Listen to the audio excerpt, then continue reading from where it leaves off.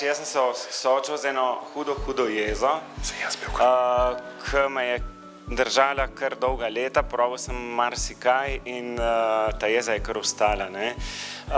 Aleksandra sem spremljal že leta, ampak nikoli nekaj bolj aktivno in sem potem začetek leta naključno naletel na to brezplačno delavnico, se soočil s temi izzivi, če čemo takole reči. In moram reči, da sem zdajle že tam nekje po enem, mislim, od marca naprej ali aprila, se še nisem zaenkrat na polno razburil tako, kot sem se prej, da je vse letelo in v bistvu me svojci sploh ne poznajo skoraj več, ki pričakujejo vedno, da bo en bom.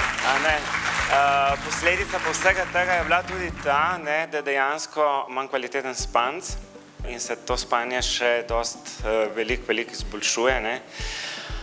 Zdaj pa samo še naprej.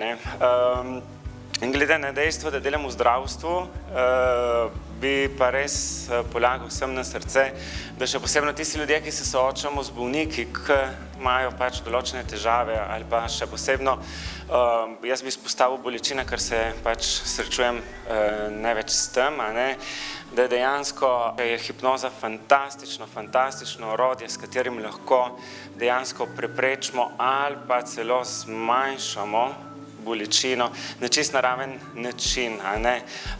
Že tako imajo vseh teh protbolečinskih tablet in vsega na pretek, pa lahko veliko naredimo.